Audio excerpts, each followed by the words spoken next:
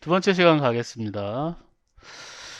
확실히 이 마스크를 쓰고 얘기를 하면 금방 이게 입이 말라가지고 좀 힘들기는 한데, 듣는 여러분들은 어쨌든 뭐 그래도 처음에는 이게 잘 안 들리겠다 싶었는데, 어쨌든 이게 마이크가 가까이 붙어 있으니까 큰 문제는 없더라고요. 이 말하는 사람의 문제죠. 힘이 두 배로 드니까. 음, 공자인데요. 공자. 우리 어, 동양 사상에 있어서 이 공자라는 인물이 차지하는 위치는 뭐 학부 시절부터 뭐 잘 들으셨으니까 뭐 더 얘기할 것도 없고요. 우리는 시험을 위해서 공자님을 다루고 있기 때문에, 공자를 다룬다 이러니까 공자의 사상을 다루고 있으니까 키워드와 어떤 이 시험에 관련된 것 중심으로 얘기를 하겠습니다. 그 교과서 분석이 처음에 나오죠. 교과서 핵심 용어와 서술 체크. 이게 이제 이 아까운 지면들을 뭐 이렇게 반복되는 걸 왜 이렇게 다 써놨냐 하는데, 최소한으로 우리가 교과서에 있는 내용은 이거보다 많지만 이게 나중에 서술의 바탕이 되는 거예요. 우리 서술형의 문제에 답들이 사실 이 안에 숨어 있어요. 다. 한 줄 한 줄이 다 중요한 내용들이다. 그래서 공자가 등장했던 이 춘추 전국시대, 춘추시대, 이 혼란기, 제자백가라는 이름, 제자백가, 춘추 전국시대, 여러 학자들과 수많은 학파라는 뜻이잖아요. 그렇죠? 왜 등장했느냐, 갑자기 이 사람들이. 시대가 불렀다. 시대의 요청이었다는 거죠. 이 혼란스럽고 이러한 시기를 어떻게든 끝내야 되지 않겠느냐. 공자 등장했고요. 노자, 맹자, 순자, 장자, 묵자, 한비자. 우리는 이렇게 7명만 다루고 있어요. 7명의 사상만. 수많은 학파가 있었고, 뭐, 이거 동양사상 뭐 개론하면은 뭐 여기 종행가, 음양가, 뭐, 이런 사람들 뭐, 잡가, 뭐, 다 조금씩은 설명을 하는데, 우리는 전혀 의미가 없다. 아무 얘기할 필요 없다. 7명만, 7명의 사상가만 다루면 되는데, 그 첫 번째가 공자라는 거죠. 공자의 뭐 위대함과 이런 거를 뭐 얘기할 필요 없이 1번 인물인 거예요. 우리 제자백가에서. 유교의 창시자라고 할 수 있고요. 사회가 혼란에 빠진 원인을 뭘로 봤느냐? 가로친 거 잘 보셔야죠. 도덕성의 타락이다. 이런 게 시험 문제의 키워드인 거예요. 갑사상가 공자 얘기 이렇게 나오면서 위사상가가 이 사회 혼란의 원인을 뭘로 봤느냐? 교과서에 도덕성의 타락이라고 나왔으면 이대로 쓰면 되는 거예요. 뭐 그 당시에 사회의 어떠한 뭐 구질구질하게 길게 쓸 필요가 없는 거예요. 도덕성의 타락, 이런 거를 우리가 머릿속에 쏙쏙 집어넣고 있어야 된다는 거죠. 개개인의. 그래서 그 해결책은 뭐냐? 그 뒤에 거를 서술형으로 내는 거예요. 시험 문제는 뭐냐? 개인의 도덕적인 마음을 회복하고 사회 제도와 규범을 확립하여 사회 질서를 바로잡고자. 다른 거 쓰는 거 아니에요. 교과서가 이렇게 명확하게 나와 있을 때 이걸 쓰는 거죠. 그 중에서도 개개인의 도덕적인 마음을 회복하는 거에 중점을 둔 건 맹자. 그 뒤에 사회제도와 규범을 확립하라는 거, 예로 대표되는 순자. 암시되어 있는 거죠. 공자 시절에는 맹자와 순자적 요소가 같이 들어있었다. 이미 이 안에 맹자와 순자의 요소가 육아 안에 다 들어있었다. 라는 게 이 문장 안에 들어있는 거예요. 그 다음 거, 공자에게 있어서 이게 제일 중요한 것 중에 하나죠. 공자는 그럼 도덕적인 마음을 회복하는데 그게 뭐냐 이거예요. 도덕적인 마음. 어질인. 어질인이에요. 도덕적인 마음. 우리말로 표현하면 도덕적인 마음이지만 한자어로는 인이에요. 개념어로는. 인은 뭐냐? 인의 성격을 두 가지를 서술하시오. 시험 문제가 나온단 말이에요. 그럼 어떻게 해요? 인간관계에 요구되는 인간에 대한 사랑과 인간으로서 지니는 인간다움, 두 가지를 쓰라면 이렇게 쓰는 거죠. 시험 문제가 공자에 대해서 나온다면 이런 식으로 나와야 되는 거죠.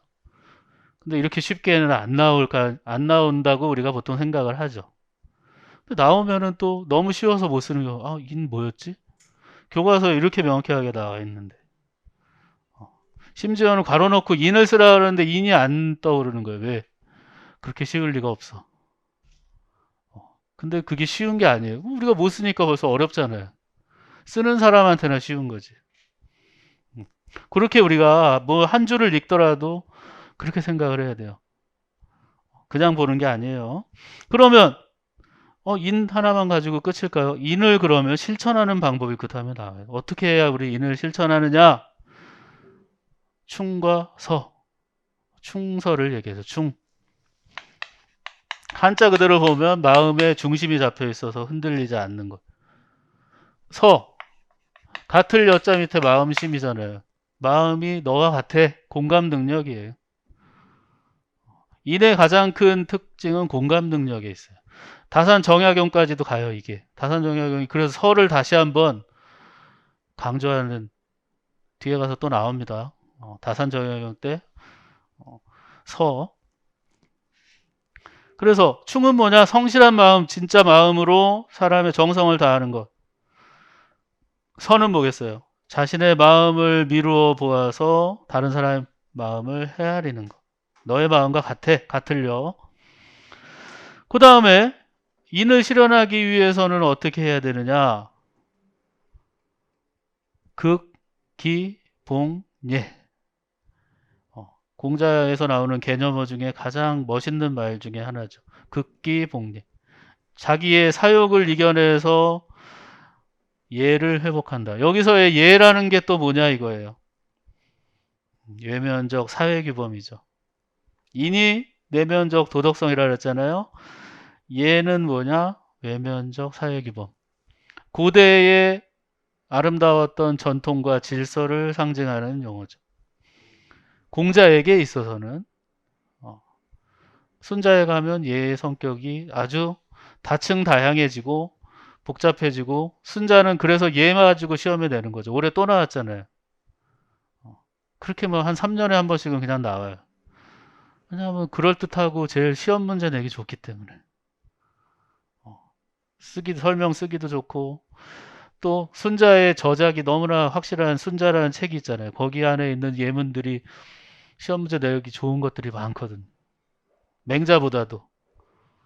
맹자는 왠지 좀 뻔해 보이고 낼 만한 게 별로 없어 이런 생각이 드는데 순자는 여전히 무궁무진해요.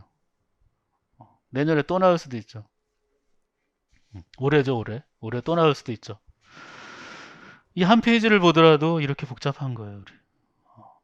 복잡하지만 또 지금 한 번으로 이 공자가 정리될 수도 있어요. 여기에다 우리가 이제 기출, 요즘 공자 기출이 없어요, 9년 동안에. 공자에서만 나왔다고 할 수 있는 기출은 없어요. 근데 10년 기념으로 10년 차에 나올 수 있는 거죠. 그래서 공자는 인을 갖추고 예를 실현하는 이상적 인간을 아까 뭐라 그랬어요? 육아의 이상적 인간, 군자. 그렇죠? 자신의 이로움에 관심을 갖는 군자에 반대되는 소인. 그래서 군자는 유어의하고 의에 밝고 소인은 유어리 이익에 밝다. 그래서 동양사상가의 특징은 바로 정의론과 이익론이죠. 정의파는 뭐겠어요? 공자, 맹자. 정의로운 사람들이 의를 밝혀. 이익을 따지는 사람 누구죠? 순자. 그러니까 이익을 밝힌다기보다 이익을 인정하는 사람들이죠. 사람은 태어나면서부터 이기적이기 때문에 이익을 따질 수밖에 없어. 그 정도 가지고 약해. 더 이익을 본격적으로 얘기하는 사람 누구예요? 한비자, 묵자죠. 한비자는 국가적 이익, 이기심을 완전히 억누르고 부국강병을 위한 이익. 묵자는 어떤 이익이에요? 누구나 다 서로서로 도움이 되는 인간적인 이익, 뭐 어울리는 개인적인 관계 속에서의 이익. 이 대비되는 또 측면이 있죠. 이 측면에서 물어보기도 하고 이 측면에서 물어보기도 하죠. 근데 이건 서양이라고 해서 예외가 아니죠. 정의파는 누구예요? 칸트. 의무니까 하는 거야. 이익인지 뭔지 난 상관없어. 공리주의. 이러니까 그게 정의로운 거겠지. 네가 왜 의무에 따라서 그걸 하는 건 뭔가 좋은 게 있으니까 하는 거 아니야? 이익파. 달리 얘기하면 이익파는 뭐예요? 행복주의자들이죠. 근데 동양은 행복주의자들이 또 같지는 않아요. 다르죠. 노장 사상의 행복은 또 이익과 상관없는 행복이죠. 정신승리, 정신적인 행복을 굉장히 중시하죠. 이 이익파 안에서도 누구예요? 밀 같은 경우에는 또 정신적 행복이잖아요. 그러니까 다 조금씩의 공통적인 우리 키워드들은 있어요. 그 맨날 이거 하나 이거 한 번씩은 물어보게 돼 있어요. 올해도 물어봤단 말이죠. 이익이 있어서 이익과 해로움. 그냥 맨날 행복, 정의, 이익 중에 하나는 나오게 돼 있어요. 셋 다 나올 게도 있고 가로넣기에 이게 빠지는 시험이 없어요. 왜냐하면 우리 윤리학의 이게 기본 베이스 중에 베이스니까. 근데 공자 안에서는 이러한 것들이 다 논의되고 있어요. 그렇기 때문에 시험에 잘 안 나오는 것 같아요. 왜냐하면 이걸 세부적으로 떼어내야 되기 때문에. 그래서 공자는 통치자가 인격을 먼저 닦은 백성을 다스려야 한다는 수기치인. 우리가 막 그 대학교 아마 교양 수업이나 전공 수업 들을 때는 수기치인 되게 강조하고 되게 중요한 용어라고 했는데 실제로 우리 시험에는 이걸 시험에 내기가 되게 까다로워요. 이걸 의미하는 건 뭐냐? 그래서 수기치인을 써라 이런 식으로 잘 안 나오거든. 그럼 문제가 어떤 식으로 나오는지 아주 쉬운 가로넣기 한번 볼게요. 8페이지인가요, 교재로? 어느 동양사상가의 가로 안에 들어갈 용어를 쓰시오. 법령으로 이끌고 형벌로 규제하면 형벌만 면하려 하고 부끄러운 줄 모르죠. 도덕으로 지도하고 뭐로 규제하면 형벌과 대비될 수 있는 게 뭐냐 이거죠. 예가 여기서 등장하는 거죠. 예로 규제하면 부끄러운 줄 알고 바르게 된다. 이 지문은 모든 교과서에 공통적으로 나와요. 그만큼 이제 가장 공자의 생각을 읽기 쉬운 정치 사상을 또 살펴볼 수 있는 그런 것이죠. 또 공자하면은 그 밑에 있는 정명사상이죠. 사회적 혼란을 위해서 하나는 극기복례가 있다면 또 하나는 뭐예요? 자기 이름의 값에 맞는 역할과 그거를 해야 된다는 거죠. 덕을 갖추고 행동해야 한다는 거. 정명사상. 그러니까 이게 이제 이렇게 보면은 되게 중요하지만, 그러니까 우리는 항상 기출을 그래서 봐야 된다는 거야. 정명사상이 시험에 나온 적은 없단 말이죠. 그러니까 중요하지 않아서가 아니라 어쨌든 출제위원도 여러 가지 고려하는데 시험 문제를 내기가 이게 까다로운 거예요.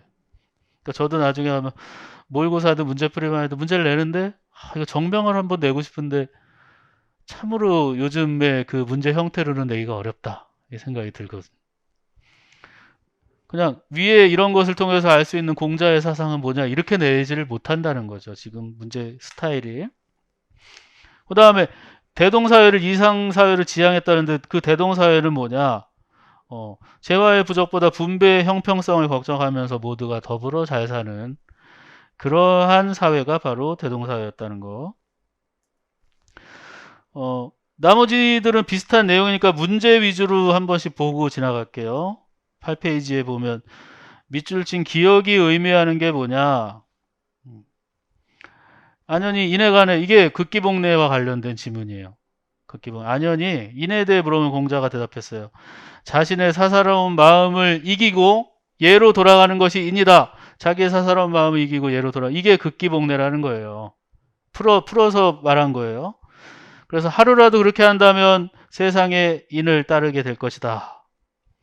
그래서 그 다음 얘기 중요하죠. 인을 실천하는 것은 자신에게 달려있는 것이지 남에게 달려있는 것이. 우리 육아사상가들의 특징은 뭐냐면요. 모든 문제는 어디서? 나에게서. 나의 내면적인 문제다. 내 문제다. 내가 인으로 예로 대하고 공경하는 마음으로 듣는데 상대가 그렇게 대해주지 않았어요. 보통의 사람이란 뭐예요? 저 나쁜 내가 그렇게 잘해줬는데 이렇게 해야 되는데 육아사상가는 어떻게 한다? 내가 좀 부족한 게 아니었을까? 내가 더 잘했어야 되는데. 이게 기본적인 육아사상가들의 발상이에요. 그래서 위사상가는 이 기억을 뭘 얘기했어요? 어, 인을 완성하기 위해서는, 인격적인 완성을 위해서는 남 탓을 해서 안 되는 거고요. 자기 반성과 수양이 필수적이라는 거예요. 남 탓하면 안 되고 모든 문제를 내 안에서, 나중에 이제 다산정약용은 그래서 육아사상의 치명적인 약점이 이거라고 봤죠. 모든 문제를 자기에 놓고 보니까 내 문제가 아닌 것도 다 내 탓을 하게 되고, 뭔가 수양이 다 됐다고 해서 밖에 나왔는데 외적인 문제가 발생하면 또다시 그것 때문에 내가 내 문제구나 하고 다시 또 집으로 들어갈 수밖에 없다라는 거죠. 사회생활 자체가 육아사상이 불가능한데, 이 공자가 얘기하는 자기 반성과 수양의 과정에만 우리가 주목을 해야지, 무조건 모든 문제가 다 내 문제다, 그런 것은 옳지 않은 태도라는 걸 얘기하는 거죠. 그 다음에 제가 얘기한 대로 그 모든 교과서에 나온 그 지문이죠. 근데 지문마다 내용이 조금씩 달라 보이는 거예요. 달라 보이는 것이지 내용은 같은 거예요. 왜냐하면 번역가들의 성향과 번역 능력의 차이, 우리가 출제 나중에 시험 문제를 받아보면 내가 맨날 보던 지문인데 이 사람은 이렇게 번역을 해가지고 나를 헷갈리게 하네, 이런 문제들이 꽤 있단 말이죠. 그래도 헷갈리게 해도 헷갈리지 않아야 되는 거죠. 왜냐하면 내가 확고하게 이거를 알고 있다라면 흔들리지 않아요. 근데 애매하게 알고 있거나 하는 경우에는 그 출제위원회 속임수에 속게 되는 거죠. 맹자의 글인데 순자처럼 읽히게 하고 순자의 글인데 맹자처럼 읽히게 해요. 그게 뭐 의도된 건지 의도되지 않은 건지 모르겠지만 거기에 이제 우리가 휘둘려서 안 되는 거죠. 어쨌든 여기서도 논어의 앞에 얘기를 그대로 쓰고 있어요. 그 다음에 다음은 어느 동양사상가들의 말이다. 괄호 안에 들어갈 말 순서대로 쓰고 밑줄 친 기억. 이론반인데 왜 이렇게 문제를 풀어요 하는데, 문제를 풀어야 기억에 남는 겁니다, 여러분. 기억의 실천 방법에 대한 기억, 괄호 안에 들어갈 말. 그래서 사람 됨이 효와 죄를 실천하면 윗사람 해치기를 좋아하는 사람은 드물다. 윗사람 해치기를 좋아하지 않으면 질서를 어지럽히길 좋아하는 사람은 없다. 그래서 근본에 힘쓰는 건 누구냐? 군자라는 군자.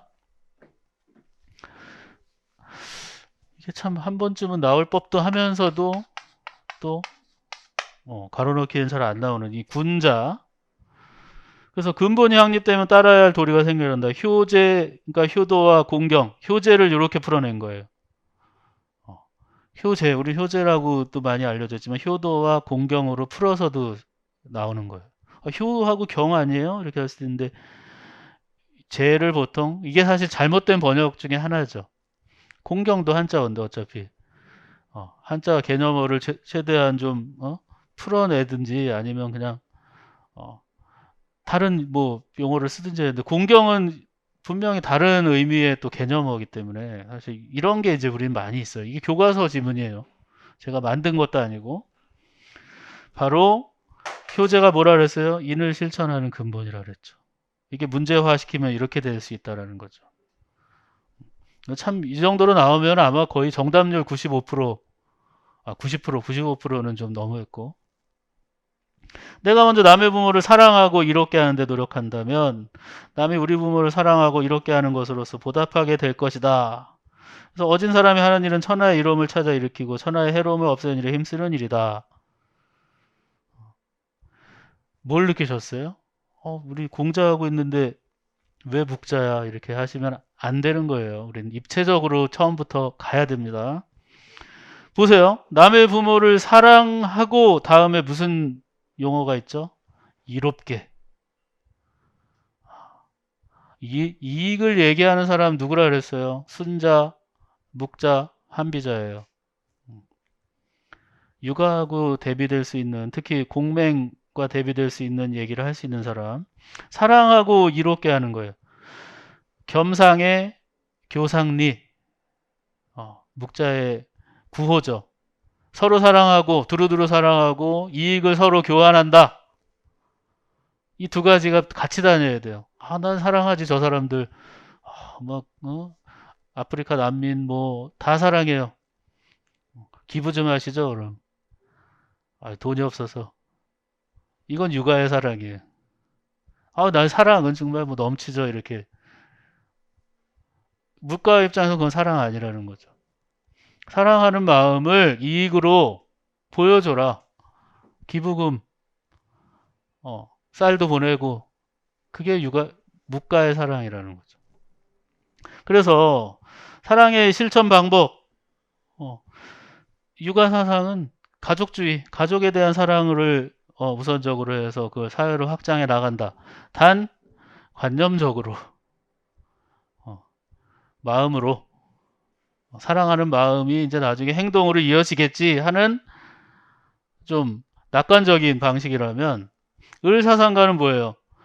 그런 식으로 가족주의 찾기 시작하면 내 가족과 다른 가족이 충돌할 때, 우리 내 동생하고 남의 어떤 동생하고 싸우고 있어요. 누구 편 들 거예요? 어,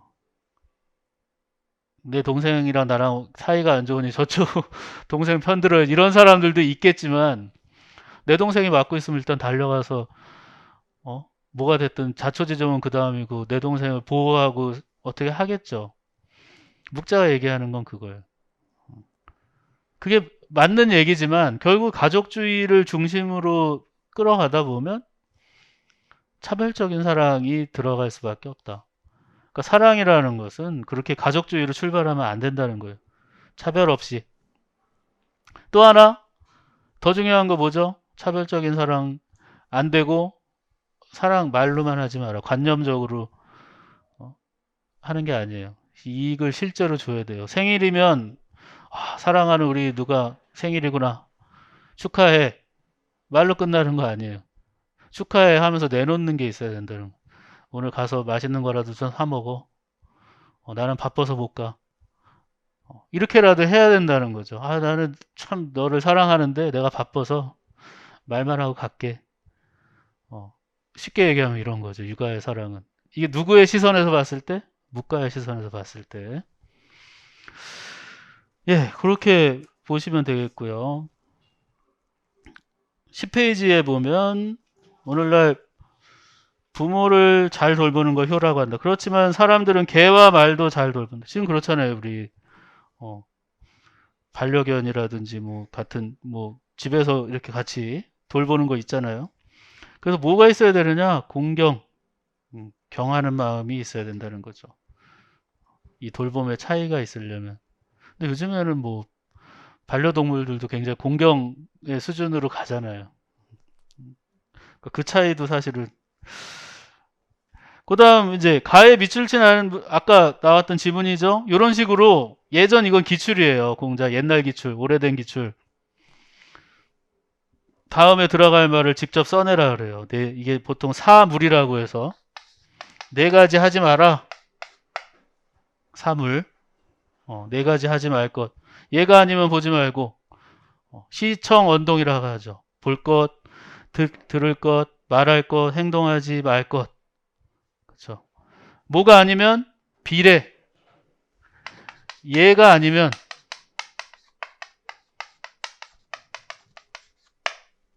하지 마라. 물시, 물청, 물원, 물동.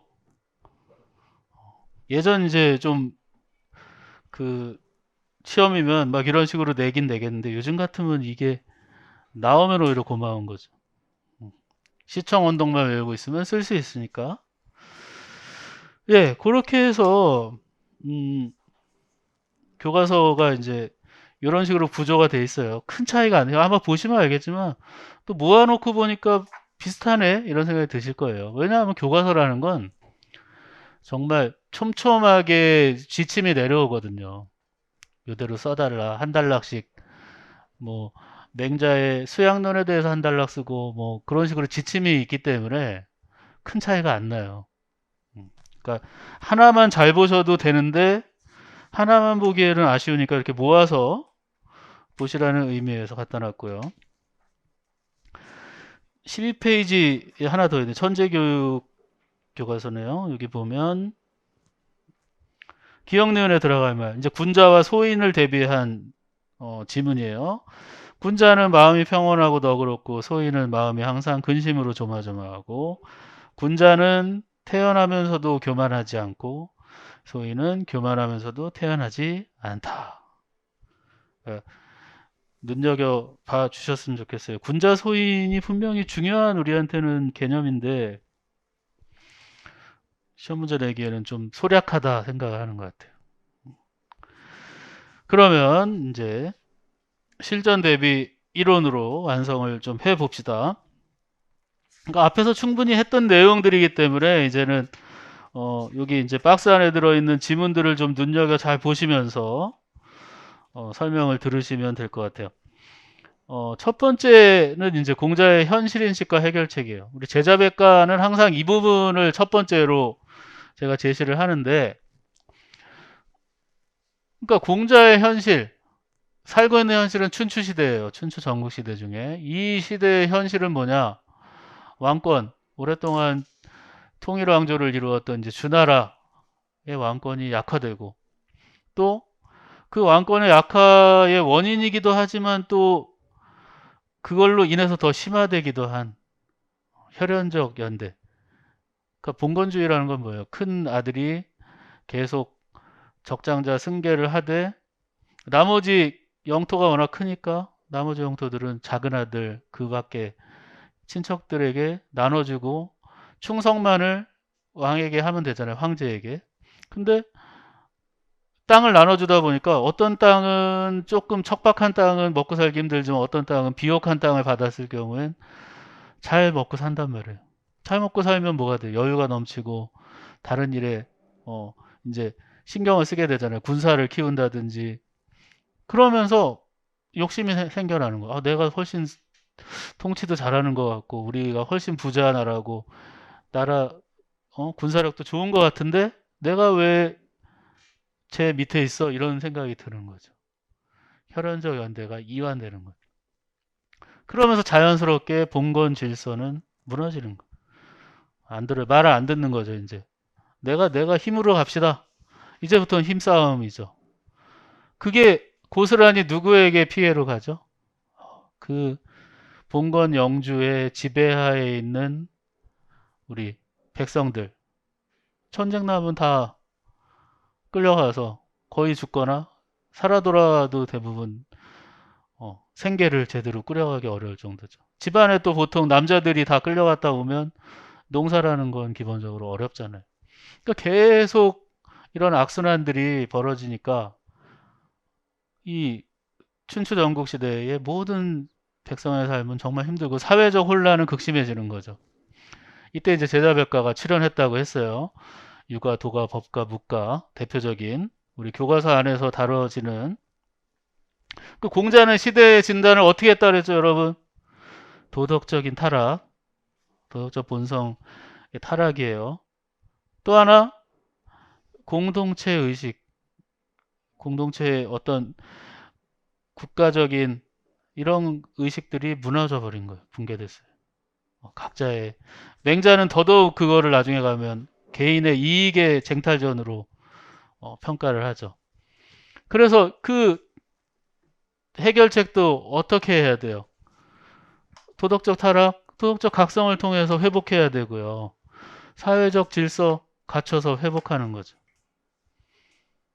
이 부분을 반드시 여러분 공자에서도 핵심이 되는 것, 육아사상의 핵심이 되는 거예요. 그래서 그 해결책으로 무엇과 무엇을 제시했다. 앞에서 들은 얘기 바로 떠올리셔야죠. 극기복례와 정명이다. 극기복례 말로 설명하면 어떻게 돼요? 자기의 사욕을 이겨내고 예를 회복하는 것이다. 예라는 건 여기서 뭐냐? 공동체의 질서, 문명 이런 것이죠. 그래서 공자의 예, 사회적 혼란과 그것을 극복하고 평화를 가져올 해결책이에요. 또 한편으로 고대의 질서와 문화를 상징하는 것. 옛날엔 괜찮았는데 이거죠. 공자가 그런 말 많이 하거든요. 아, 옛날에는 괜찮았는데 지금은 엉망이야. 나 때는 괜찮았는데가 아니라 아주 더 옛날. 보통 하은주 3대 전설의 왕조. 이 시대에는 아, 인간성이 이렇지 않았는데 왜 이렇게 됐지? 그때는 질서도 있고 다들 잘 살았는데 지금은 너무 엉망이네. 어떻게 해야 되냐? 이기적인 자기의 욕구를 극복해내야죠. 이게 제일 큰 문제라는. 이기적인 내 사욕을 채우려고 위에 지도자들은 자기 사욕 채우려고 전쟁을 통해서 그 밑에 있는 대부나 신하들은 군주에게 잘 보여서 자기의 또 이익을 취하려고 하고 제일 밑에 있는 이 백성들만 죽어나고 있는 거죠. 그래서 극기복례 또 하나 자연스럽게 이어지죠. 왜 그렇게 다들 도덕성이 타락했고 자기 이익만 추구하느냐? 어, 당신이 가진 각자가 가진 이름들을 제대로 역할을 못하고 제대로 된 행동을 못하기 때문이다. 무엇부터 하겠느냐? 정치를 바로잡기 위해서 무엇을 하겠습니까? 이랬더니 바로 정명부터 해야 된다 그랬죠. 그래서 그 정명은 뭐냐 그러면은 우리 14페이지에 보시면 지문 중에 하나 나와 있죠. 임금 그 세 번째네요. 그쵸? 임금은 임금다워야 하고 신하는 신하다워야 하고 아버지는 아버지다워야 되고 아들은 아들다워야 합니다. 그래서 그 군군 신신 부부 자자 이렇게 8글자로 표현한 거죠. 그 바로 정명을 나타내는. 그래서 각자의 직책과 명분에 걸맞는 행동과 책임감을 가져야 된다는 거예요. 정명. 그래서 공자가 얘기하는 우리 사회적 혼란과 질서 회복의 얘기를 한 줄로, 두 줄로 좀 정리해보면 이런 거죠. 인간 각자가 이기심을 극복하고 예를 회복해서 각자의 신분과 직책에 맞는 권한을 행사하고 의무를 수행해야만이 이런 춘추시대의 사회적 혼란이 사라지고 안정이 이루어진다는 이 두 줄을 여러분 갖고 가셔야 돼요. 우리 공자와 관련해서는 이건 뭐 우리 11월 시험 볼 때까지 가져가셔야 되는 거죠. 이 한 줄에 다 들어있으니까 그렇죠? 일단은 정치적 혼란의 극복. 그 다음에는 이제 공자와 관련해서 그러면 그 인간성을 회복하자고 이렇게 얘기하시는데 그 인간성은 그럼 어떻게 해야 됩니까? 어떻게 회복해야 돼요? 바로 인을 말하는 거죠. 공자가 논어라는 책 안에서 인을 뭐 수백 번 얘기하는데 인은 뭐다라고 이렇게 딱 얘기하진 않아요. 근데 이제 후대 학자들 그리고 특히 누가 이렇게 얘기를 했느냐? 공자 자신이 이렇게 명쾌하게 설명하듯이 하진 않았어요. 누가 했을까요? 우리 가장 동양 사상에서 제일 중요한 인물 주희 주자가 논어 집주 논어에 대한 주석을 정리하면서 공자의 인이라는 것은 사랑이다.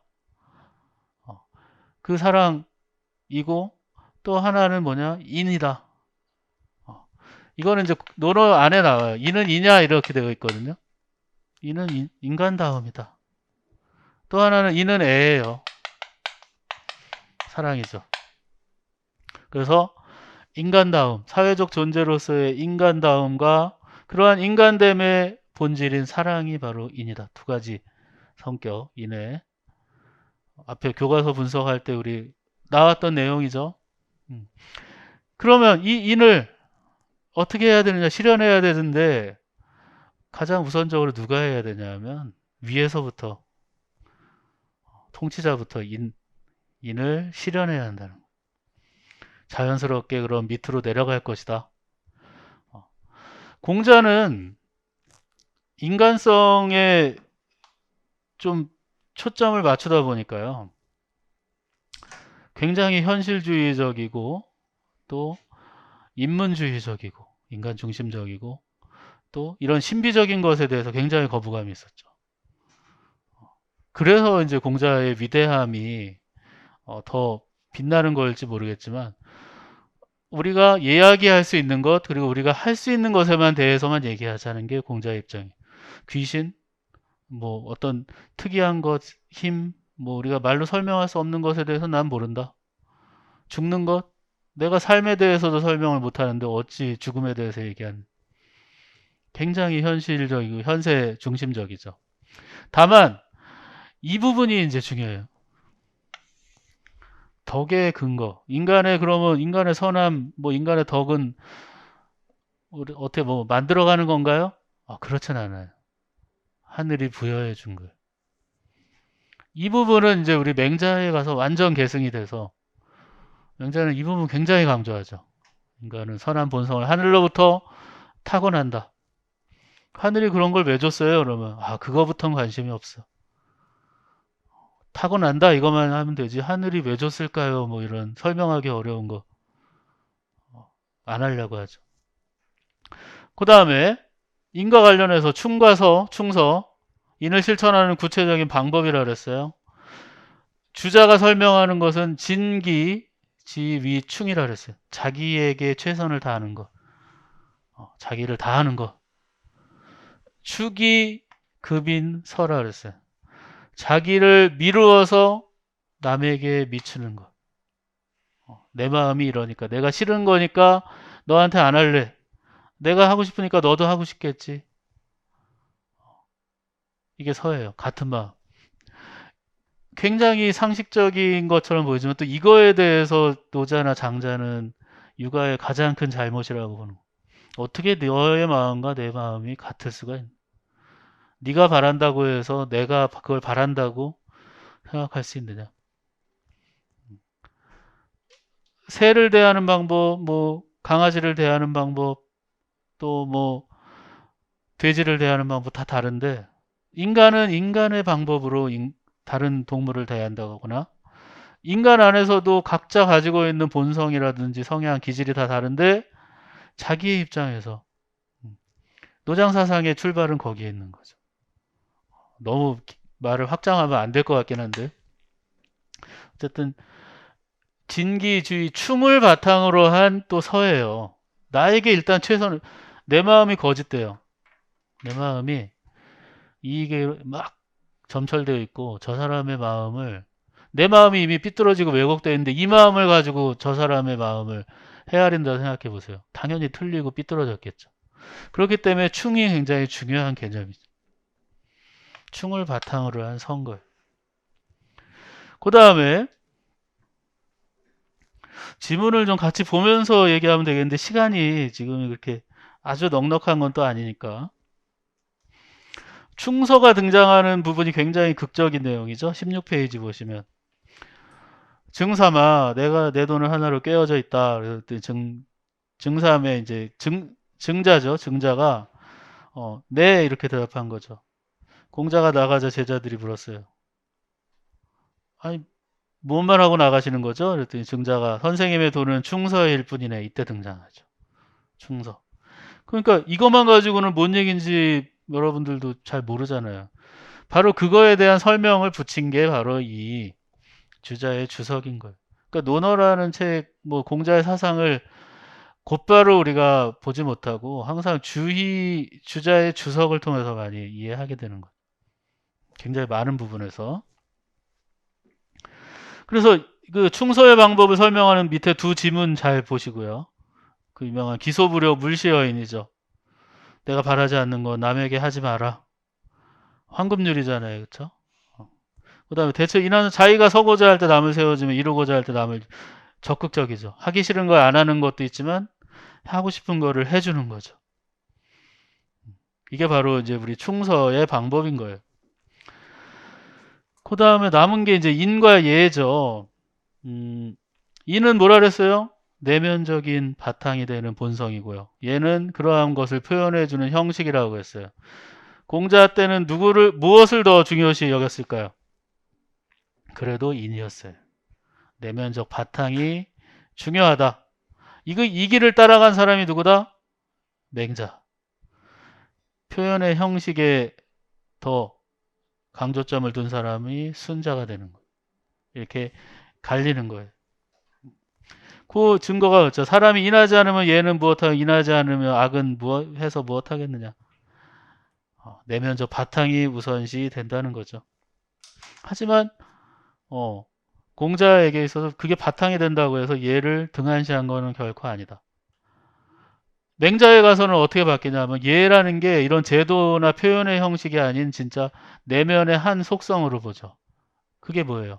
인, 의, 예, 지. 사덕이라고 봤잖아요. 제도라고 보지 않았죠. 근데 순자에 가면 인, 의 얘기보다는 예나 지에 대한 얘기를 더 많이 하죠. 예 중요하고 예를 알려면 어떻게 해야 돼요? 공부하고 학습하고 교육하고 실천을 해야 된다고 했죠. 그런 차이들이 이제 우리 시험 요소에 제일 많이 등장하는 거예요. 그 다음에 이제 이것도 사실 시험에 내기가 좀 어려워서 그런 건지 굉장히 진짜 중요한 건데 공자에 있어서는 위기지약과 위인지약. 위인지약은 뭐예요? 남을 위해서 하는, 남에게 잘 보이기 위해서 이렇게 표현해야 되겠죠. 남을 위해서 한다 그러면 요즘엔 굉장히 미덕이잖아요. 남을 위해서 봉사하고 이러는 느낌이 오는데 남에게 잘 보이기 위해서. 근데 사실 요즘 같으면 또 남에게 잘 보이기 위해서 하는 것도 나쁜 건 아니죠. 어필해야 되니까 그렇죠. 그러니까 참 어감을 더 나쁘게 할 수 있는 게 뭐가 있을까 싶어요. 남에게 잘 보이려고만 하는 이 정도 되겠어요. 남에게 잘 보이려고만 하는 학문. 그러니까 지식의 축적, 외적 성취. 이것만 봐도 또 이렇게 나쁘진 않아 보여요. 이게 뭐가 나빠? 이렇게 하시는 분도 많을 텐데, 어, 공자가 보기에는 이 속은, 내면적으로는 하나도 성숙되어 있지 않거나 오히려 타락되어 있는데 외적인 것만 화려하고 남에게 도움이 되기는커녕 남에게 그냥 겉으로만 잘 보이려고 하는 그런 지식은 안 된다는 거고요. 위기지학은 뭐예요? 그런 면에서. 내 내면을 위한 자기의 성공과 자기의 내면적 완성을 위한 학문인 거죠. 그 자아 성찰과 내면 수양을 강조하게 되는 이유가 여기 있는 거죠. 그래서 모든 유학자들의 절대로 빠질 수 없는 필수 코스예요. 자기 훈련, 자기 수양. 어, 그걸 통해서 사회적 인간으로 완성돼요. 아까 네 글자로 뭐라 그랬죠? 수기, 치인 또는 수기, 아닌 또는 내성, 외왕. 어, 유학의 원래 정신은 지금 얘기한 수기에서 끝나는 게 아니라 치인 또는 안인으로 가야 한다. 근데 어느 순간 조선 성리학은 수기에서 끝나버린다. 이게 이제 다산정약용의 진단이고 이걸 되살려야 한다는 거죠. 그 수양론 나중에 다산정약용 수양론이 요즘에 시험 요소로 많이 나오는데 다시 회복하자 이거예요. 원래 공자는 수기 치인이었는데 왜 수기는 뭐예요? 불교다. 불교로 가느냐 성리학이. 근데 이건 사실 좀 치명적인 원래 약점이죠. 성리학의 어떤 태동이 불교의 비판에서 오긴 했지만 불교적인 요소를 많이 따왔기 때문에 흘러간 측면도 있고 그러니까 이 조선 성리학이 가지고 있는 이 내면 수양의 강점, 그 내면 수양에 대한 아주 깊이 있는 탐구를 하다 보니까 밖에 나와서 활동할 시간이 없는 거예요. 이걸 하려면 무슨 관직을 하든지 뭐 해야 되는데 조선의 선비들은 수기하기에도 급급했다는 거죠. 수기하다가 안인하려고 나와 보면 세상은 너무 복잡하고 책에 있는 대로 모든 게 돌아가지는 않잖아요. 그러니까 그 문제가 있었다는 거죠. 어쨌든 유학의 공통점은 자기 자신에서 문제를 찾고 그걸 해결을 하면 자연스럽게 안일할 수 있을 것이라고 했는데 이게 나중에는 꼭 그렇게 되는 것만은 아니라는 거죠. 공자와 관련해서 이제 마지막 정치 사상이죠. 이게 시간 넉넉히 생각한다 해도 꽤 많이 걸리긴 하네요. 공자의 정치 사상 어떤 정치냐? 뭐겠어요? 인이잖아요. 인. 공자 하면 인이에요. 어쨌든. 왜 극기봉래하는 거예요? 인으로 돌아가기 위해서 인을 실천하기 위해서 하는 거죠. 그 인을 바탕으로 그러면 통치자는 정치를 해야 되는 거잖아요. 줄여 말해서 인정인 거죠. 인정. 인으로 하는 정치. 대신에 공자 때 이미 얘기한 게 뭐예요? 생존에 필요한 최소한의 여건이 보장되는 것이 바로 인정의 시작인 거예요. 맹자로 가면 이제 왕도 정치라는 표현이 되는데 왕도 정치를 위해서 항산을 해야 되는 거죠. 항산이 있어야 항심하는 거죠. 그러니까 어떤 통치자든지 간에 이러한 최소한의 여건을 보장하는 데서 시작해서 강압적인 방식, 아까 뭐죠? 형벌로 하지 않고요. 제도로 하지 않고 덕하고 예로서 통치하는 거죠. 그래서 달리 얘기하면 뭐예요? 덕치죠. 인정은 덕치다. 강제적 법률이나 형벌보다 도덕과 예의로 교화하는 거죠. 그 바탕이 되는 사상은 앞에 나왔던 바로 수기 아니에요. 왕이 자기는 못하면서 나는 뭐 개판으로 사는데 너희들은 똑바로 해, 잘해, 내 밑에 있으니까 누가 그 말을 듣냐 이거죠. 여러분들도 뭐 어떤 조직이라든지 최소한 학교는 다 다니셨으니까 학교에서 여러분들 지도하시는 뭐 선생님이나 교수님들이 본인들은 별로 막 하나도 도덕적이지 않고 윤리적이지 않은데 학생들 보고 나중에 막 선생님 돼서는 뭐 잘해라 잘해라 그러면 그것만큼 별로인 게 없잖아요. 근데 그걸 잘 모르고 얘기하시는 분들도 꽤 있죠. 근데 어쨌든 바탕은 자기를 닦아서 다른 사람을 어, 편안하게 다스리거나 하는 것이죠. 바로 대동사회가 이러한 덕치와 인정을 통해서 이루어질 수 있다라는 거죠. 그 대동과 관련된 지문 우리 18페이지에 잘 받으세요. 정말 뭐 보너스 점수를 주기 위해서 낸다고 하면 요 맨 뒤에 이런 상태를 대동이라고 한다. 이 대동이 개념으로 나올 수 있다는 거죠. 이왕 처음 보시는 분들도 있나요? 처음 보는 것처럼 느껴지는 건 왜냐하면 번역마다 조금씩 다 달라요. 교과서마다 그리고 다르고 이 책 자체는 논어가 아니에요. 대부분 그 공자 얘기는 논어에서 나오는데 이 대동사회만큼은 논어에서 나오는 얘기 아니에요. 얘기. 그러니까 공자의 저작은 논어뿐이라고 하는데 논어조차도 공자가 직접 쓴 것도 아니고 그냥 어록이잖아요. 얘기라는 건 뭐냐면 공자와 또 그 관련된 사람들이 예에 관해서 기록했던 것들을 모아놓은 책이란 말이죠.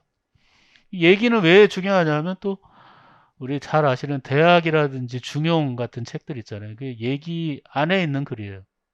독립 저작이 아니라 원래. 그래서 이 얘기 안에서 나오는 얘기예요. 근데 이 대동을 가지고 시험에 되는 것도 사실 쉽진 않다. 그래서 공자를 여러분 지금 뭐 1시간 정도 얘기했는데 어, 어떻게 보면 좀 우리 이 맨 첫 시간에 정신이 맑을 때 이 공자를 하니까 되게 또 잘 들어오고 해요. 그런 것에 비하면 시험 문제의 또 비중은 굉장히 낮죠. 서양에서도 우리 소크라테스 그렇게 막 지명도와 이런 거에 비하면 시험 문제 내기가 별로 어렵다, 낼 게 없어서 어렵단 말이죠. 내기가. 늘 플라톤이나 아리스토텔레스 이렇게 의존해서 낼 수밖에 없는 것. 공자도 마찬가지. 그냥 내기에는 좀 어렵다. 하지만 낸다 한들 뭐 또 우리가 그거를 왜 냈어요 할 따질 수는 없는 거예요. 내면 내는 대로 또 지금 정도 이거보다 뭐 더 많은 것을 내기에는 출제위원들이 아마 용기가 필요할 것 같고 예, 공자 사상 여기까지 하고요. 이제 진짜 맹자와 순자로 이제 우리 육아 사상의 양대 산맥이죠. 넘어가도록 하겠습니다. 두 번째 시간 여기까지 하겠습니다.